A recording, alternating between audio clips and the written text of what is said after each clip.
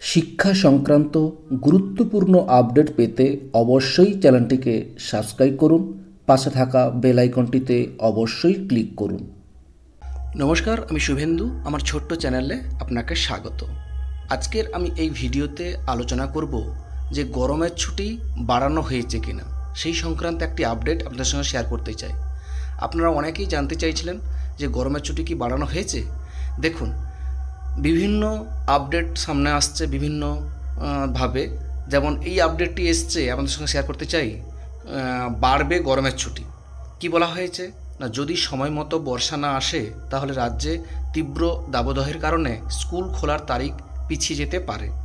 2রা June থেকে school খোলার কথা থাকলেও ছাত্রছাত্রীদের স্বাস্থ্যের কথা মাথায় রেখে রাজ্য সরকারও আরও 7 দিন গরমের ছুটি বাড়ানোর পরিকল্পনা করছে, এমনটাই ইঙ্গিত মিলছে প্রশাসনিক মহল থেকে।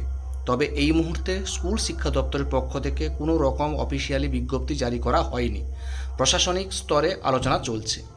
এই আপডেটটি সোশ্যাল মিডিয়া থেকে চারিদিকে সোশ্যাল মিডিয়াতে ঘুরছে, কিন্তু এটা এখনও পর্যন্ত কোনো অফিসিয়ালি নির্দেশিকা নয়। আবারও বলছি, বা আমাদের মাননীয় মুখ্যমন্ত্রী এখনও পর্যন্ত কোনো বলেনি যে 7 দিন গরমের ছুটি বাড়ানো হয়েছে। অফিসিয়ালি যে রিপোর্টটি আছে যে 2রা জুনই অবশ্যই প্রাথমিক এবং হাই স্কুলগুলো খুলবে, সেটা কিন্তু একেবারে অফিসিয়ালি অর্ডার দিয়ে জানানো হয়েছে।